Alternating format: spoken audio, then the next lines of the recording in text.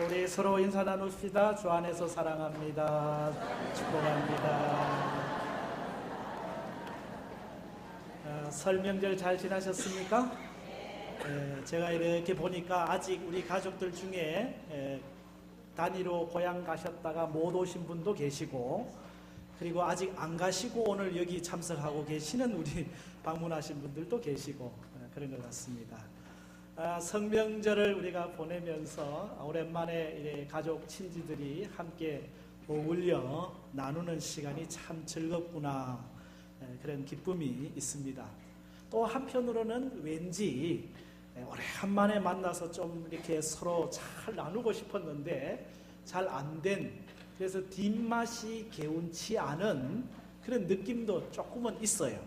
웬고했더니 서로 소통이 좀 잘 안 됐던 것 같아요. 가족, 형제 간에, 부모, 자식 간에도 좀 뭔가 이렇게 물 흘러가듯이 콸콸 흘렀으면 좋았는데 그렇지 못한 것 때문에 좀 뒷맛이 개운치 않다, 그런 생각이 듭니다. 여러분, 중국에서 가장 태평성대를 이루었던 시대를 요순시대라고 그러죠. 요임금과 순임금이 다스리던 시대가 가장 태평세월이었습니다. 근데 이 요순임금 시대에도 참 문제가 하나 있었는데, 그건 뭐냐면 이 황하강이 늘 범람을 하게 되면서 그 주변에 있는 분들이 어려움을 많이 겪게 된 거예요.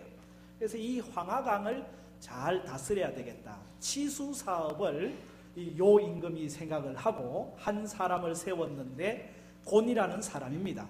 이 곤이라는 사람을 세웠더니 이 사람이 이렇게 둘러보니까 어떤 지역은 너무 낮아서 늘 침수가 되고, 어떤 지역은 물이 너무 범람을 해서 문제가 되거든요. 그가 썼던 방법이 인장이라고 하는 그런 방법을 썼어요. 인은 메우는 방법이고 장은 가로막는 방법입니다. 그래서 낮은 지역에는 흙을 갖다가 메우고, 그리고 또 자꾸 물이 들어오는 지역에는 뚝을 쌓아서 물이 못 넘어오도록 막고 쌓고 그러면서 이 치수 사업을 했거든요.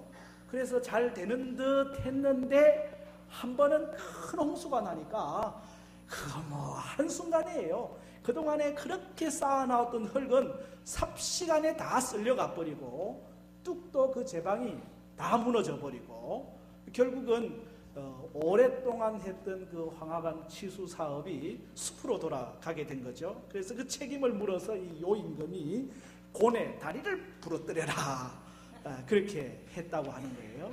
순임금 시대에 와서 다시 이 황하 치수를 잘 해야 되겠는데 어떻게 할까 해서 세운 사람이 우라는 사람입니다. 이 우는 바로 이 곤이라는 사람의 아들이에요.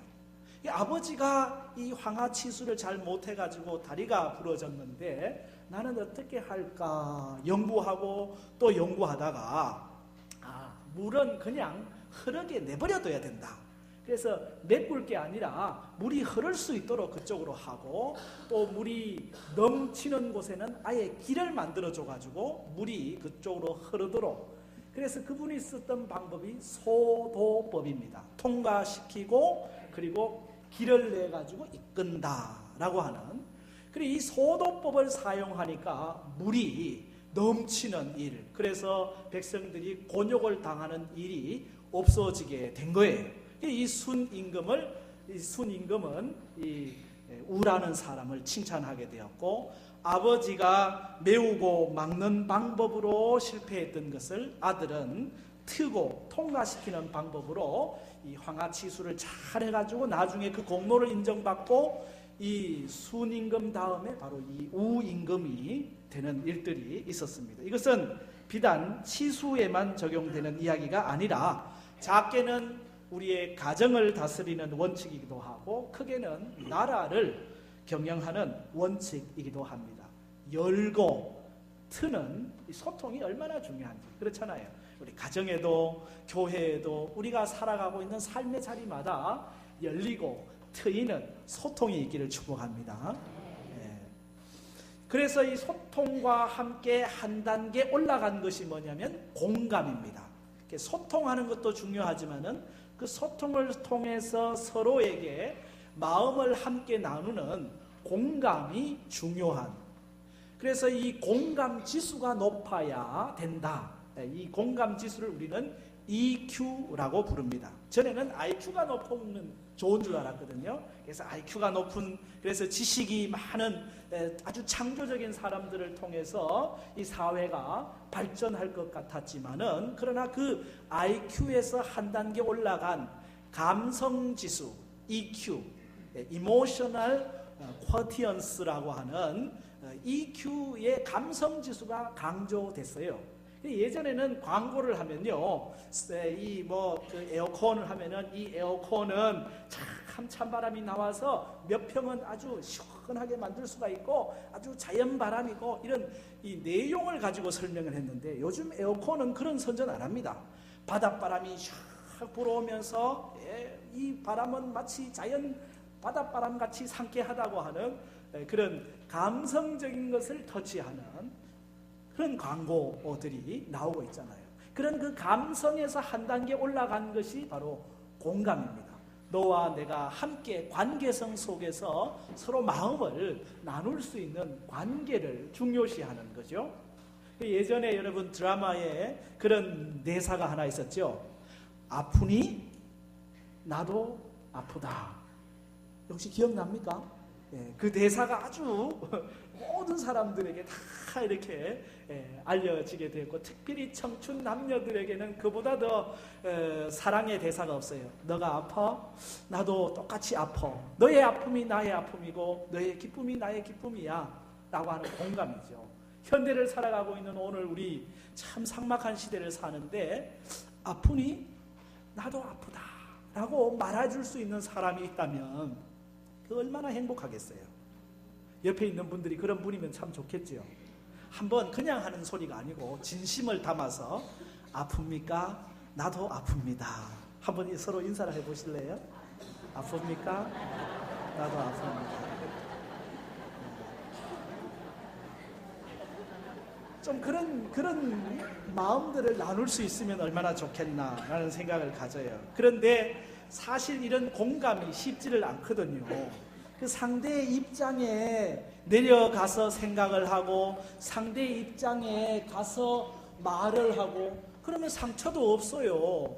그러면 실망할 일도 없어요. 그런데 늘 내 입장에서 말을 하고 내 입장에서만 생각을 하니까 공감이 이루어지질 않아요. 그래서 가정에도 늘 답답함이 있는 것이고요. 사회 공동체가 늘 언제나 불평, 불만이 존재할 수밖에 없거든요.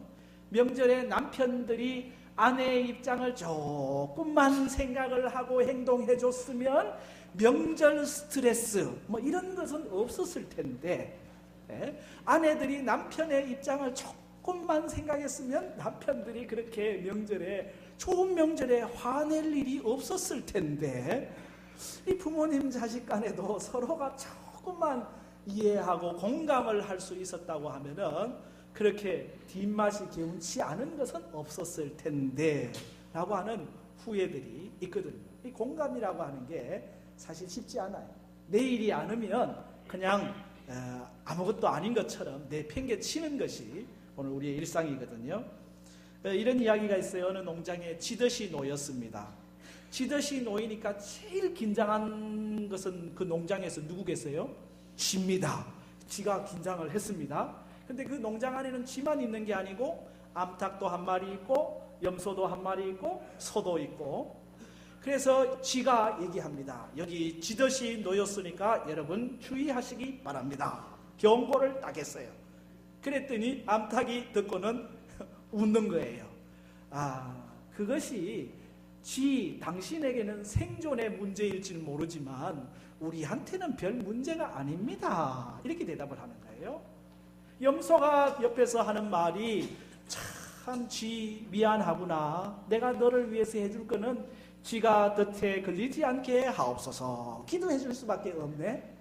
그거밖에 못한다는 거예요. 소는 하는 말이, 쥐야 미안하지만 나는 내 문제에만 집중하고 싶구나.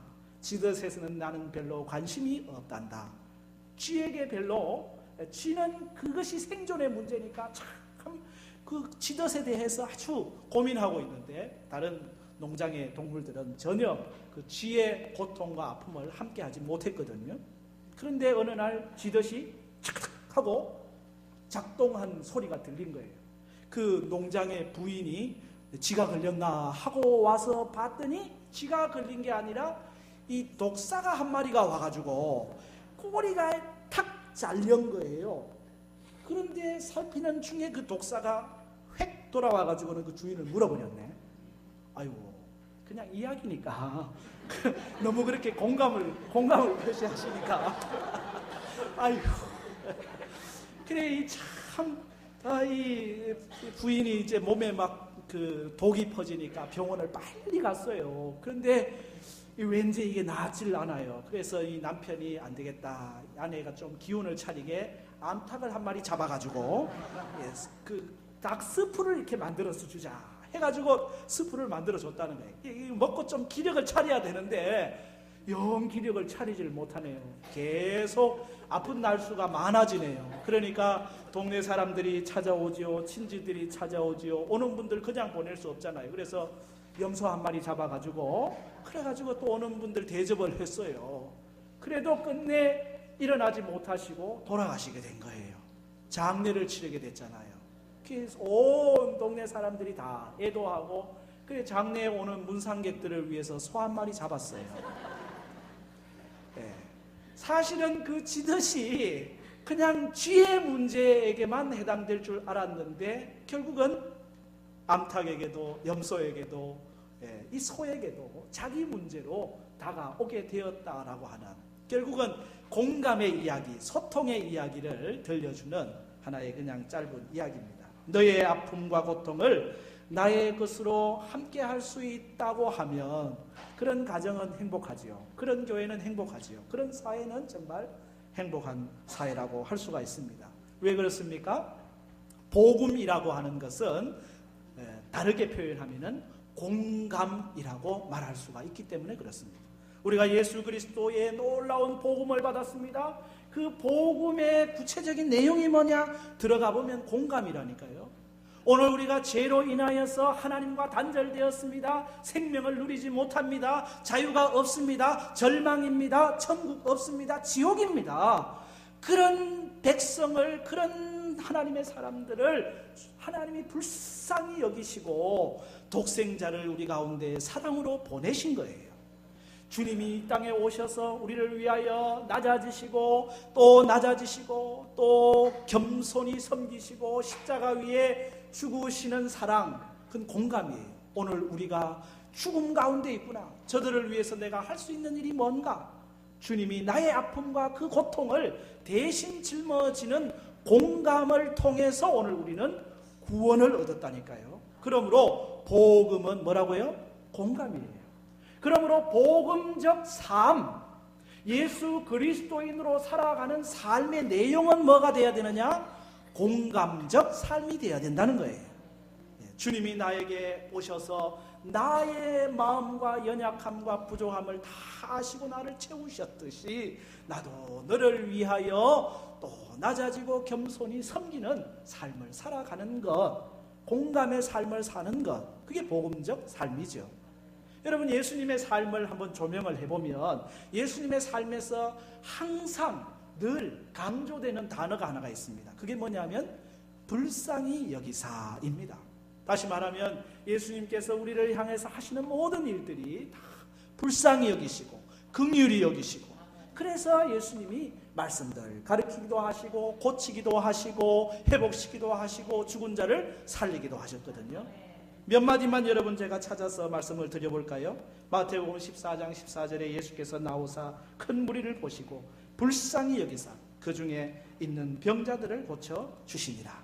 마태복음 20장 34절 예수께서 불쌍히 여기사 그들의 눈을 만지시니 곧 보게 되어 그들이 예수를 따르니라. 아멘. 마가복음 6장 34절 예수께서 나오사 큰 무리를 보시고 그 목자 없는 양 같음을 인하여 불쌍히 여기사 이에 여러 가지로 가르치시더라. 누가복음 7장 13절 주께서 과부를 보시고 불쌍히 여기사 울지 말라 하시고, 늘 주님은 불쌍히 여기시는 마음 때문에 그들에게 다가가셔서 말씀하시고 가르치시고 고치시고 회복하시고, 오늘도 주님은 우리를 불쌍히 여기십니다. 우리를 긍휼히 여기십니다. 그러기에 우리에게 찾아오십니다. 우리를 홀로 내버려 두지 않습니다. 아픔 가운데 절망 가운데 있게 하지 않으시는 거예요. 우리가 오늘 찬양했지만은 내 마음에 근심되며 근심에 눌릴 때 주께서 내게 오사 위로해 주시네. 가는 길 캄캄하고 괴로움 많으나 주께서 함께하며 내 짐을 지시네. 그네가 내게 족하다. 그네가 족하다. 이 괴로운 세상 지날 때 그네가 족하다. 하나님이 나와 함께 하시고 어렵고 힘들 때마다 내 짐을 대신 져 주시는 그 은혜가 있기에 공감의 은총 때문에 오늘 우리도 새 힘을 얻게 되는 것이고 용기를 얻게 되는 것이고 믿음으로 승리하게 되는 줄 믿습니다. 다시 강조하지만 복음은 공감입니다. 그러므로 복음적 삶이란 공감의 삶을 살아가는 거거든요. 오늘 우리 시대의 가장 약점이 그런 거잖아요. 아파트 시대가 되면서요, 옆집에 누가 사는지도 잘 모르고 살아가는 일들이 얼마나 많아요. 너무 자기 중심적으로 살아가게 되잖아요. 교회 생활도 가정 생활도 사회 생활도 그렇거든요. 너의 유익을 위해서 행동하는 나의 됨됨이가 잘 보이지 않습니다. 복음에 합당한 공감적 삶의 구체적인 내용이 뭐냐? 그것이 이웃관계 첫 번째로 축복하라. 이것이 명령입니다. 오늘 말씀 14절에 이렇게 기록이 되어 있습니다. 너희를 박해하는 자를 축복하라. 축복하고 뭐 하지 말라? 저주하지 말아라. 너희를 박해하는 자를 축복하라. 이 박해라고 하는 것은 나를 힘들게 하는 사람입니다. 나를 어렵게 하는 사람들입니다. 나를 고통스럽게 하는 사람들입니다. 여러분 주위에 늘 여러분을 좋아하는 사람만 있을까요? 여러분을 사랑하는 사람만 있을까요? 여러분을 행복하게 하는 사람만 있을까요? 아니요. 여러분을 힘들게 하는 사람이 있어요. 여러분을 어렵게 하는 사람이 있어요. 여러분을 고통스럽게 하는 사람이 있어요. 그런데 그 사람에게 어떻게 하라? 축복해라. 뭐 하지 말라? 저주하지 말아라. 오늘 우리 그리스도인은 입을 열면 축복이 되어야 됩니다. 저주는 우리의 입술에 있으면 안 돼요. 그리스도인은 누구에게나 축복이에요. 오죽하면 나를 박해하는, 나를 힘들게 하는, 나를 고통스럽게 하는 자까지도 축복하라고 주님은 말씀했겠습니까? 사실 이건 쉬운 게 아니거든요. 나를 힘들게 하고 고통하게 하는 일을 이해하고 축복해요? 참 지능적인 방법으로 우리 회사를 힘들게 해가지고 결국 사기를 치고, 그래서 사업이 부도가 나고 가정이 풍지박산이 나게 한 사람이 있다고 칩시다. 그 사람을 이해하고 그 사람을 축복하는 게 가능할까요? 웬만해서는 아니요. 정말 보통 사람은 누구나 인간적 본능은 그것을 용서하고 축복할 수가 없어요. 장밋빛 꿈을 가지고 결혼을 했는데 남자가 남편 역할을 잘 안 합니다. 또 여자가 여자의 아내의 역할을 제대로 못합니다. 그래서 결국은 가정이 제대로 서지를 못해요. 그러면 남편을 보면서 아내를 보면서 이해를 하고 축복하는 게 가능할까요? 어려워요. 쉽지 않아요. 불가능한 거예요. 그런데 오늘 말씀은 그렇게 얘기를 하는 겁니다. 너를 박해하는 자를 저주하지 말아라. 오히려 축복을 해라. 이건 여러분 세상적 모든 사람들을 대상으로 하는 말이 아닙니다. 인간의 본성을 갖고 살아가는 사람들에게 이 요청은 불가능한 요청입니다. 누구에게 가능한 이야기냐? 복음을 받은 사람에게만 가능한 얘기입니다. 예수 그리스도의 사랑, 복음의 은총을 받은 사람은 주님께서 우리를 사랑하셨듯이 그렇게 그 사랑을 가지고 오늘 나를 박해하고 힘들게 하는 이를 이해하고 축복하는 삶을 살라라고 하는 것이거든요. 이런 예수님께서 일찍이 산상보훈을 통해서 이렇게 말씀하셨잖아요. 마태복음 5장에 또 내 이웃을 사랑하고 내 원수를 미워하라 하였다는 것을 너희가 들었으나, 이게 구약이거든요. 그러나 나는 너희에게 이르노니 너희 원수를 뭐 하라고요? 사랑하며 너희를 박해하는 자를 위하여 뭐 하라고요? 기도하라. 원수를 사랑하고 박해하는 자를 위하여 기도해라. 이것이 예수님의 말씀이에요. 실제로 예수님께서 십자가 위에 달리셨을 때 예수님은 자기를 십자가에 못 박는 이들을 위해서 기도하셨잖아요. 하나님, 저들을 막 군대를 동원하셔가지고 멸망하게 하옵소서, 이렇게 말씀 안 하시고 주여 저들이 하는 것을 저들이 알지 못합니다. 그러니 주여 저들을 용서하여 주옵소서. 박해하고 핍박하고 고난당하게 하는 이들을 위해서 기도했거든요. 스데반은 이 예수님의 죽음을 알았든지 그도 돌에 맞아 순교하는 현장에서도 그가 기도하기를 주여 저들의 죄를 용서해 달라고 하는 기도를 했습니다. 이것이 크리스찬입니다. 이것이 교회입니다. 사도 바울도 우리에게 박해와 고난 많이 받았지만은 축복했다고 하는 사실을 고린도전서에 기록하고 있거든요. 4장 12절에 또 수고하여 친히 손으로 일을 하며 모욕을 당한 즉 뭘 했어요? 축복하고. 모욕을 당했을 때 여러분은 모욕을 참지 못해가지고 나를 모욕해? 그래 너도 모욕을 받아봐라 요건데, 그러나 진짜 그리스도인은 모욕을 당한 즉 뭐하고? 축복하고, 박해를 받은 즉 참고, 비방을 받은 즉 권면하니 우리가 지금까지 세상에 더러운 것과 만물의 찌꺼기같이 되었도다. 여러분, 세상 가운데서 여러분은 찌꺼기같이 되기를 바랍니다. 이게 아멘 하기가 쉽지 않은 말이에요. 세상에서 저는 찌꺼기가 안 되려고 다 그러거든요. 만물의 찌꺼기가 되는 거 싫어하거든요.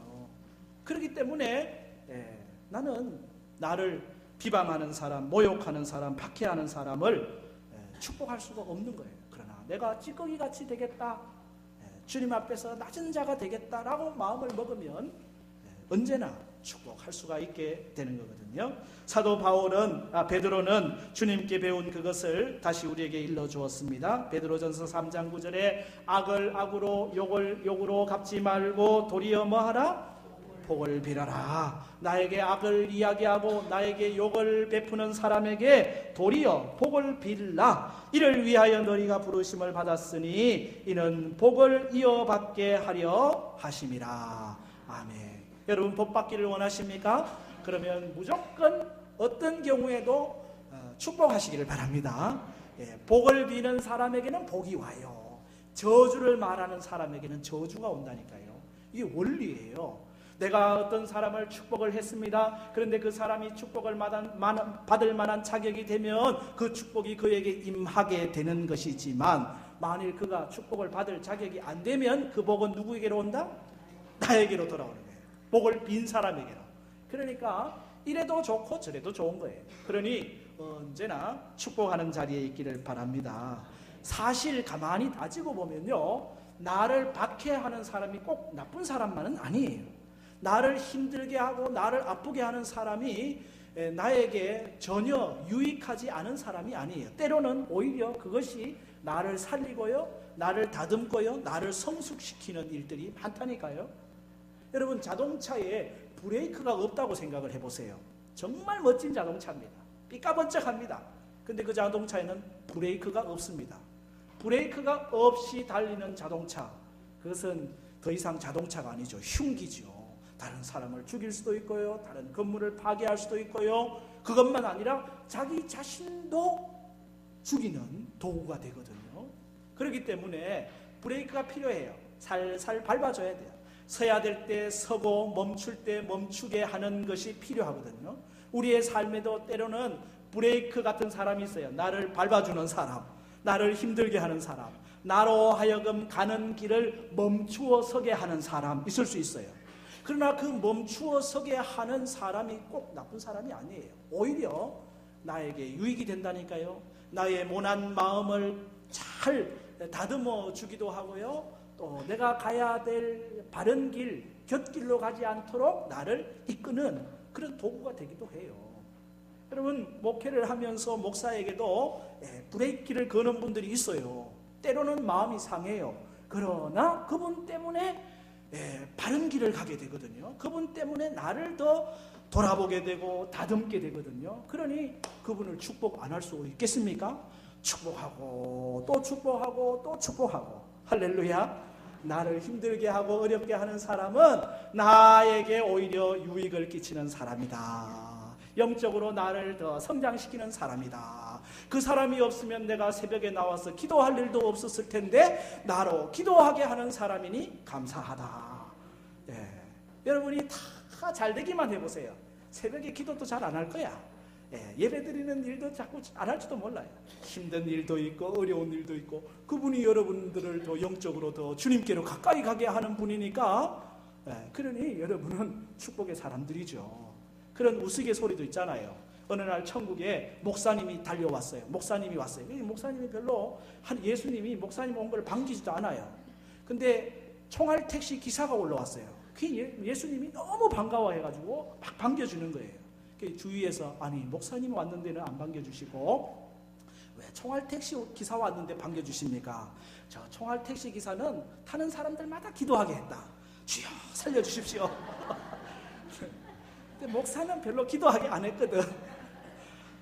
웃는 얘기지만은 여러분 때로 나를 힘들게 하는 사람이 나의 영적 삶을 더 견고하게 세워주는 그러기에 여러분 힘들게 하는 사람 위해서 그냥 축복하시기 바랍니다.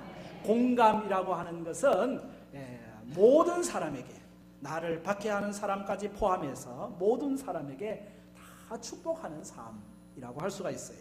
두 번째 인간관계의 중요한 공감적 삶이라는 것은 함께 하는 것입니다.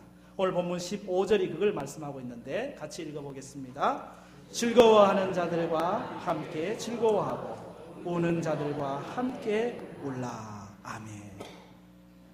장난감을 가지고 노는 아이가 있습니다. 그 아이가 어른들한테 빵 하고 총을 쐈어요. 그러면 여러분이 어떻게 반응하실래요? 그 총을 딱 보면서 야 그거 장난감 총이구나. 네 그걸로 나를 10번 쏴도 나는 안 죽는다. 근데 총은 참 멋있게 잘생겼네. 좋은 총 갖고 있구나. 머리를 쓰다듬어주면 좋아할까요? 칭찬한다고 좋아할까요? 아니요. 이때는 빵 할 때 으악 하고 이렇게 쓰러져 줘야 이게 소통인 거예요. 그게 공감인 거예요. 그게 커뮤니케이션인 거거든요. 아이에게는 총을 장난감 총이지만은 같이 함께 해주는 것이 공감이거든요. 즐거워하는 자와 함께 즐거워하고 우는 자와 함께 울고 함께 하는 것 그게 얼마나 소중해요. 그런데 오늘 우리의 삶은 함께 하는데 약해요. 많은 경우에 방관자로 서 있는 경우가 많습니다. 내 일이 아니니까 나와 상관없으니까 그냥 남의 일로 취급하고 방관자가 되기도 합니다. 그리고 때로는 비판자가 되기도 하죠. 진짜 그 자리에 함께하면서 참여하는 참여자가 되지 못할 때가 얼마나 많은지 몰라요. 진정한 이웃이란 방관자가 아니라 참여자잖아요. 공감하는 거잖아요. 예수님이 말씀하신 최고의 이웃의 모델 그것은 선한 사마리아인이거든요. 선한 사마리아인은 어떤 사람입니까? 한마디로 말하면 공감의 사람입니다. 강도 만났습니다. 강도 만난 사람이 얼마나 아플까, 힘들까, 죽어가고 있구나. 내 형제일 수도 있고 내 가족일 수도 있고 어쩌면 나도 저런 경우에 당할 수도 있겠다. 그게 공감이거든요. 그러니 그냥 지나칠 수가 있나요? 지나칠 수 없는 거예요. 그에게 다가갑니다. 그의 아픈 부위에 기름을 바릅니다. 그리고 또 자기 나귀에 태웁니다. 그리고 여관까지 안내합니다. 그곳에서 계속 돌봅니다. 필요한 경비 내놓습니다. 그거 뭐예요? 그의 아픔을 나의 아픔으로 하는 공감. 이것이 진짜 이웃이라고 하는 그걸 말씀하고 있는 거거든요. 예수님께서는 바로 이러한 이웃됨을 우리에게 말씀하고 있어요. 여러분, 누군가가 아파할 때 함께 아파할 수 있기를 바랍니다. 누군가가 즐거워할 때 함께 즐거워할 수 있기를 바랍니다. 네. 그런데 우리는 그게 참 힘들잖아요. 그렇죠? 여러분, 어떤 게 더 어려울 것 같습니까? 함께 즐거워하는 게 어려울 것 같습니까? 함께 우는 것이 어려울 것 같습니까? 근데 많은 경우에요, 우는 거는 그나마 해요. 소년 소녀 가장 참 안 됐네, 참 병으로 인해서 고생을 많이 당하고 병문안을 가서 서로 같이 부둥켜 안고 울기도 하고, 참 아프면 함께 좀 나누는 것 같은데 더 힘든 게 뭔 줄 아세요? 함께 즐거워하는 게 힘들다니까요. 남이 잘 되면요 같이 기뻐해야 되는데 그게 잘 안 돼요. 그래서 우리 속담에 뭐가 있어요? 사촌이 논을 사면 배가 아프다. 왜 사촌이 논을 사면 좋아야 되는데 왜 배가 아픕니까? 옆에 사람이 승진을 했어요. 박수 치면서 좋아하고 칭찬해줘요. 돌아서서는 아이고 내가 올라갔어야 되는데. 김 집사 아들이 늘 반에서 1등만 해요. 그런데 어느 날 사고를 쳤어. 그러면 가가지고 아유 김 집사 아들이 왜 그랬대? 에? 아유 참 마음이 안 됐겠네. 나도 위에서 기도해 줄게 하고 돌아서는데 왠지 마음이 상쾌해가지고 있는 이상한 마음. 예, 우리가 그런 마음을 갖고 있거든요. 예, 아파할 때는 좀 아파하는 듯한데 함께 즐거워하는 일은 잘 못해요. 너의 즐거움을 나의 즐거움으로 가져오는 것 너무 어려운 것 같아요. 그래서 누군가 그런 얘기를 했어요. 같이 슬퍼하기는 3배가 어렵고 같이 즐거워하기는 7배가 어려운 것이 인생이다. 그런가 봐요. 우리의 마음에는요, 상대방의 아픔을 함께하는 마음, 그것도 어렵지만은 즐거움을 함께 즐거워하는 건 더 어려운 것 같아요. 여러분, 여러분의 이웃의 즐거움이 여러분의 즐거움이 되기를 바랍니다. 그건요, 그냥 되는 게 아니에요. 예수 그리스도의 복음이 내 안에 있을 때만 가능해요. 주님은 여러분이 즐거울 때 함께 즐거워하시는 분이고, 우리가 아파할 때 함께 아파하는, 함께 하시는 임마누엘 하나님이신 줄 믿습니다. 마지막 3번째로 우리가 공감의 삶을 살기 위해서는 겸손해야 한다고 하는 거예요. 16절 말씀인데, 서로 마음을 같이하며 높은 데 마음을 두지 말고 도리어 낮은 데 처하며 스스로 지혜 있는 채 하지 말라. 뭐뭐 하는 채 하지 말라. 지혜 있는 채 하지 말라. 기만하지 말라는 거죠. 뭐뭐 하는 척 하지 말라, 그런 뜻이잖아요. 잘난 척, 똑똑한 척, 정직한 척, 깨끗한 척, 척. 옛날 재래식 화장실에 뭐 떨어지는 소리예요. 이게 좋은 게 아니라 이 뜻입니다. 사람은 본능적으로 남에게 잘난 척 하려고 합니다. 의시 되려고 합니다. 기 안 죽으려고 합니다. 그러면서도 아이러니하게도 자기는 어떤 사람 좋아하는 줄 아세요? 겸손하게 자기를 낮추는 사람을 좋아해요.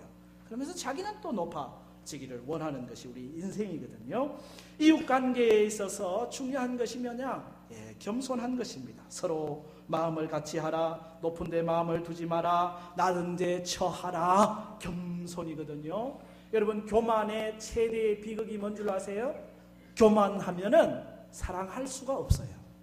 나를 높이고요, 나를 주장하고요, 나를 내세우는 교만한 사람이 사랑요 못합니다. 교만의 최대의 비극은 사랑을 못한다는 거예요. 사랑 못하는 사람은 비극적인 사람 아니겠어요? 사랑할 수 있는 사람이 축복된 사람이지. 사랑하기 위해서는 겸손해야 됩니다. 낮아져야 됩니다. 낮은 데 처한 사람은 거기에 사랑이 머물고 거기에 은혜가 머물고, 하나님의 은혜와 사랑은 마치 물과 같아서 낮은 대로 흘러가요. 높은 데는 결코 사랑 없어요. 높은 데는 결코 은혜가 없어요. 늘 낮은 데 처하기를 바랍니다. 왜? 거기에 은혜가 있고 거기에 사랑이 있고. 예수님은 낮은 데로 그래서 말구유까지 오셨고, 말구유보다 더 낮은 십자가까지 낮아가셨잖아요. 거기에 얼마나 큰 은혜가, 은혜의 강이 넘치잖아요. 여러분, 우리가 너의 아픔을 함께 나누고 너의 기쁨을 함께 나눌 수 있는 공감은 내가 낮은 데 처할 때 사실은 가능한 거거든요. 그러므로 오늘 주님이 우리에게 명령하시는 명령이 무엇입니까? 복음을 받은 사람들 아니냐? 그러므로 복음적 삶을 살아야 되는 거 아니냐? 복음이 뭐냐? 공감이다.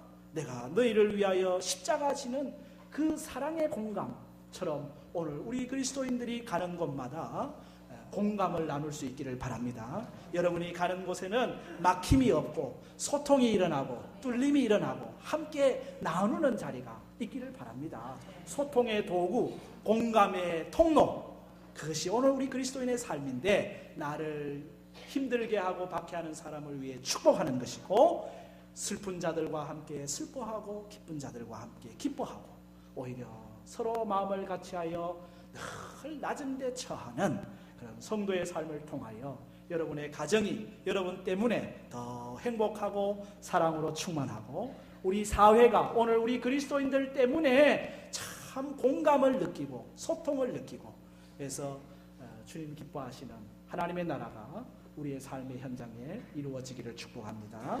아멘. 하나님